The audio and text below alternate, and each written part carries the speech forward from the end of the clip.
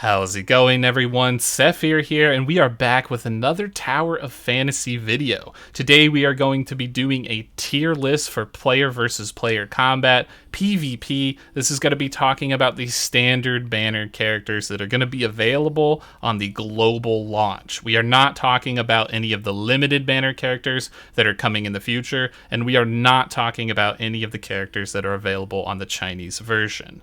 So I have done quite a lot of PvP. I've been first place in PvP. I've been top 10 in the seasons for the closed beta and all that tests. So I have a good amount of experience playing against the top players. So I should be able to depart some of that experience on you and tell you what does and what does not work in PvP and why.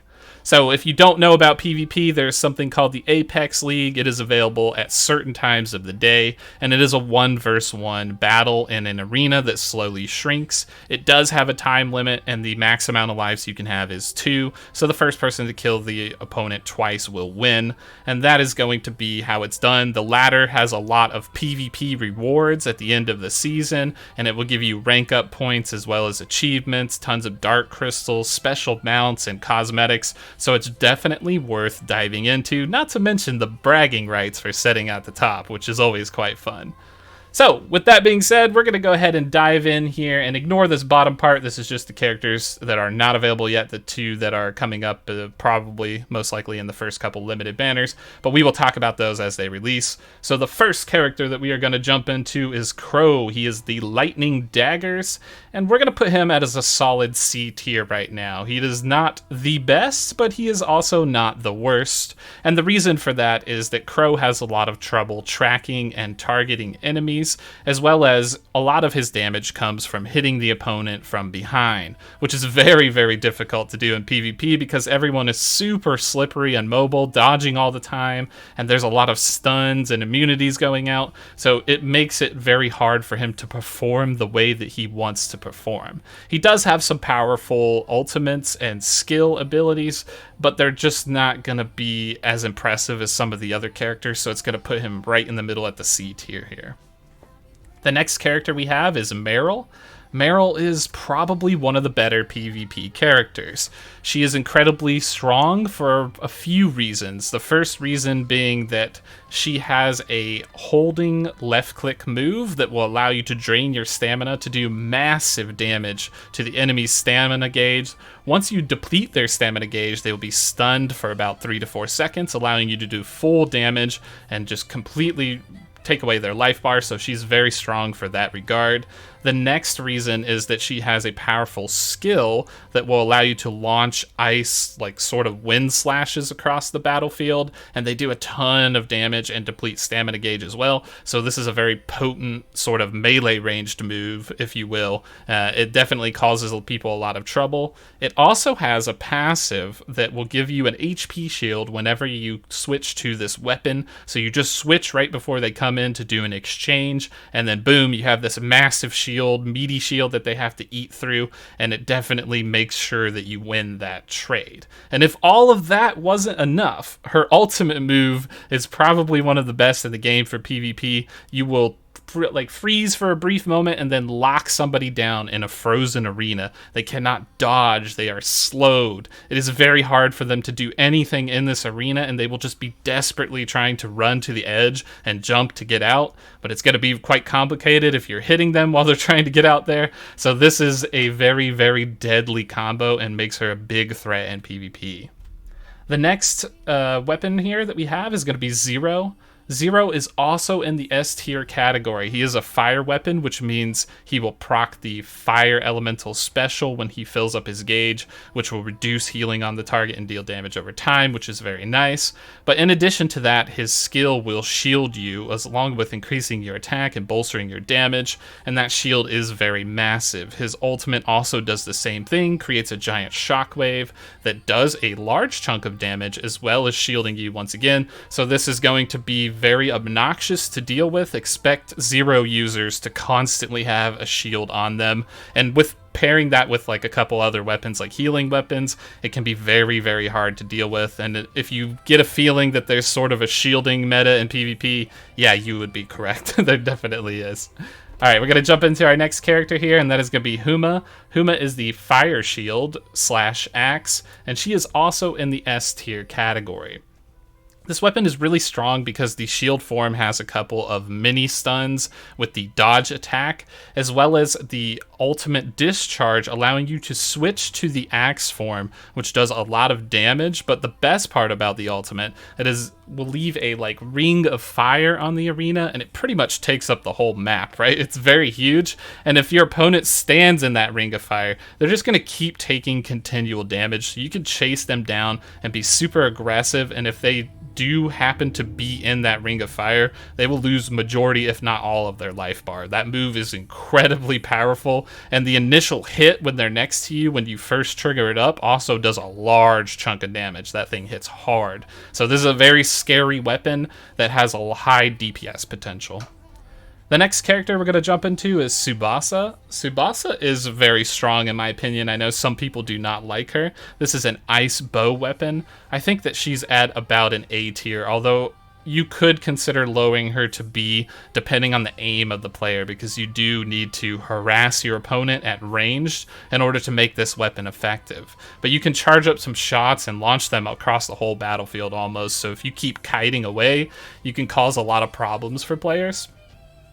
Her skill is very strong as well. It will shoot 3 arrows out in a forward direction, allowing you to leap back as well. And it does hit quite hard, especially if the player gets hit by all 3 of those. So if they're chasing you and you connect a big hit, it will be very obnoxious. But the best part about Tsubasa is her ultimate. Her ultimate will lay down arrow rain on an area, and if your opponent is in that area, they're going to take a lot of damage, but the best part is they're going to get frozen, especially if you keep attacking them and get them stuck in that area. They're going to be completely frozen solid, which means you can do whatever you want. You can keep hitting them for free, and it's very, very hard to get out of that frozen rain if you are trapped in it. It is dodgeable to a good degree, so good players will not fight in it, but you can also run to your own frozen arrow rain and just sit there and continually shoot arrows if they do move out, which, creates this situation where they want to come in to stop you, but they can't because your ultimate's on the area, so it kind of puts them in a bad, lose-lose situation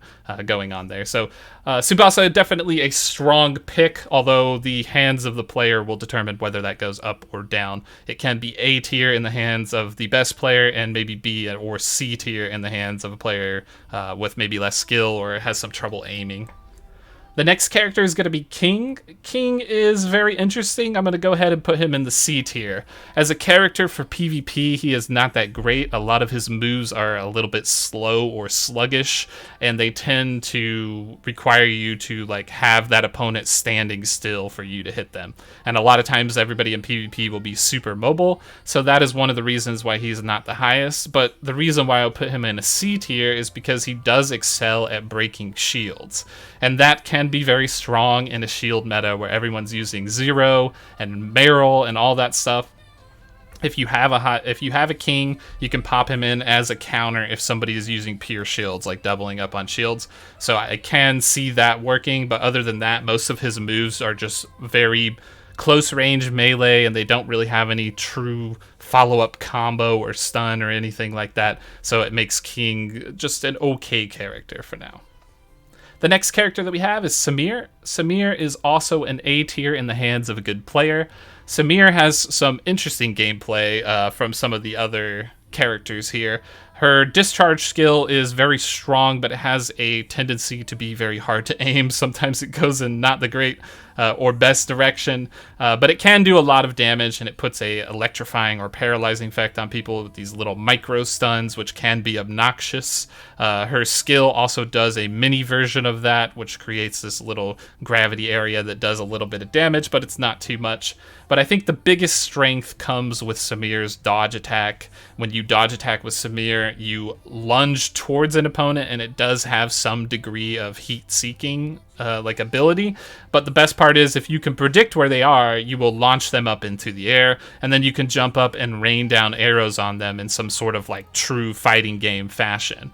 Once you've rained down the bullets, spinning around doing your little trick there, you can slam to the ground, which will knock them away, and they will be forced to land on the ground. And then you're going to enter a scenario like Super Smash Bros, where you're going to try to read which way they're going to recover. Are they going to roll backwards, or are they going to, roll to the side? And if you can read that correctly, you can pick them up again with that same dodge attack and launch them into the air and sort of loop them in an infinite combo. But this does require a lot of like foresight into what your opponent is going to do, so it makes Samir a very hard character to play.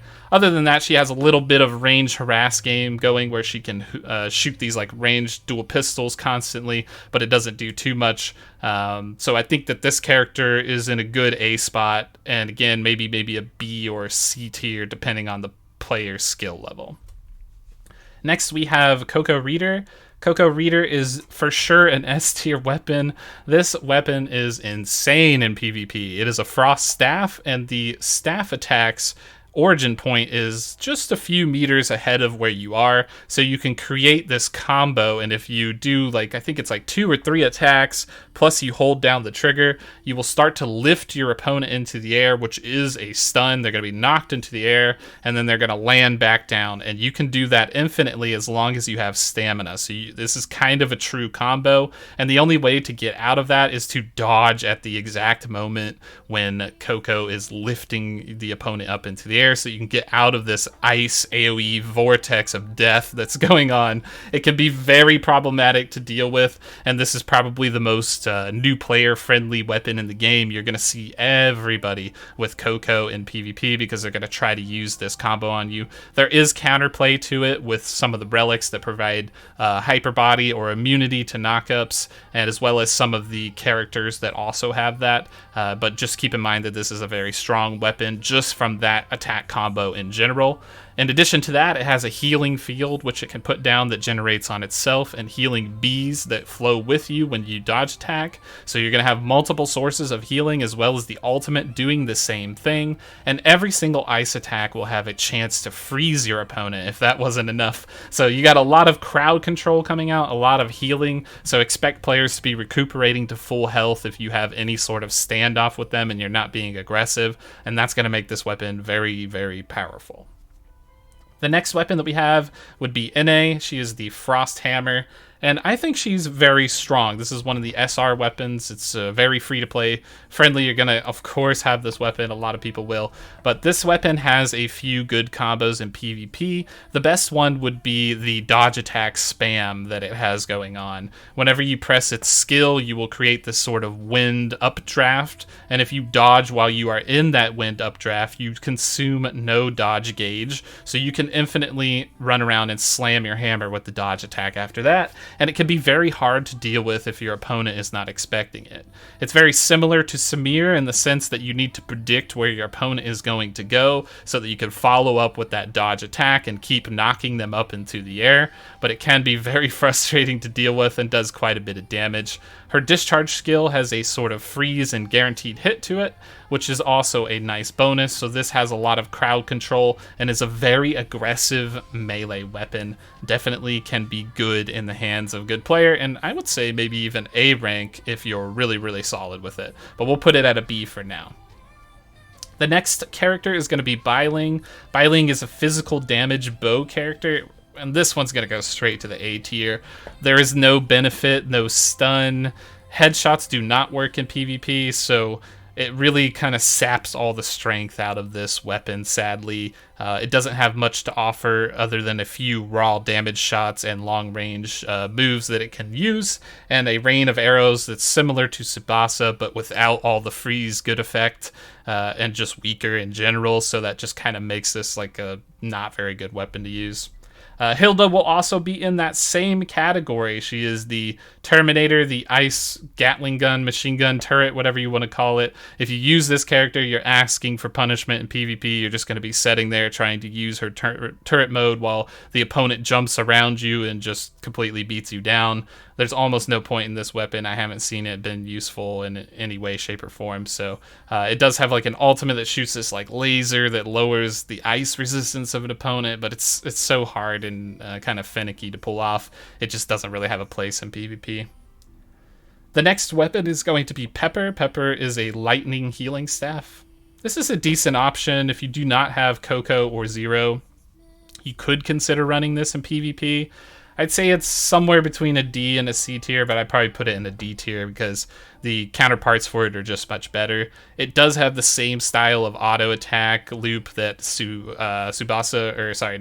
Cocoritter has, where you can sort of use 3 moves and then hold down the attack and it will launch them in the air and deal like electric damage or something, but it's just not as good as the Frost version, and its healing effect is on the ground only, so it does not follow you, and that's going to be the same with the ultimate as well, so it's just a weak version of Cocoritter, pretty much. That's really not much else to say about that one. Next we have Echo, the Thunderous Halberd. This is a solid B tier weapon.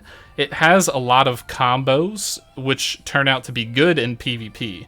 They're not good in PvE, but here in PvP you can launch your opponent up in the air with the skill, and then follow up with a long combo, and then drive them into the ground with the aerial crash, which does do quite a bit of damage, but I think the main strength from this weapon comes from its ability to bust shields, especially with its ultimate. You're gonna like launch up into the air and throw this javelin down that's gonna hit and impact and deal massive damage to the stamina gauge as well as to their life bar, so this thing can hit very, very hard.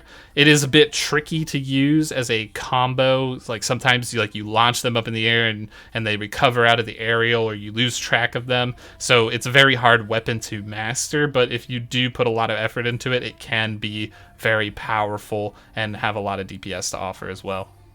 And then the final character we're going to talk about is Shiro. Shiro is a solid A tier character with potential to be even more or less depending on the opponent. The skill level of you, but also the skill level of who you're playing against. Shiro has a lot of auto attacks that deal heavy damage to shields, so she's really good at shattering, and a lot of these auto attacks you won't really notice that they're like actually hitting you. So if she's throwing rings and stuff around you, you will see stuff going off, but it'll hit you, but you won't really be able to tell, but you'll start seeing your life bar going down, and you're like, what is happening to me? Why am I dying so fast? And so that's pretty much Shiro in a nutshell. Her big move, like her coup de grace move, is going to be her ultimate, which creates a sort of ring of spiral blades that spin around. If you are trapped in this, you are dead. You are going to die. You need to get out of there immediately as soon as you see this going on. And this is why I said it depends on the skill level of your opponent, because good players, if they see that you have Shiro, they're going to be cautious of that. They're not going to let you like get right on top of them to summon this ring ultimate and then trap you inside by hitting you and stunning you. They're not going to let that happen, so it's kind of a bit of a back and forth, but you can do some like tricks and mechanics to kind of get around that and kind of force them into that arena. And as the time goes on, the arena does shrink, so it makes Shiro's ultimate even better because there's going to be a small platform to deal with, and eventually your ultimate's going to take up the whole platform, so there's nowhere for them to run. So that can be very powerful. So Shiro is in a solid spot for sure. Alright, that's going to be it for this one. I hope this PvP tier list will help everybody on launch to obtain the PvP rank in Apex League that you want to obtain. Do you have any different opinions on this tier list? Do you think a character should be higher or lower? Make sure to comment down below and let me know what you think. Make sure to also subscribe, like, and hit the bell if you enjoyed this content. We will also have tons of more Tower of Fantasy content to come in the future. Guides for everything, PvE, PvP, all the good stuff, as well as treasures and puzzles. So make sure to stay tuned for that, and we will catch you in the next video.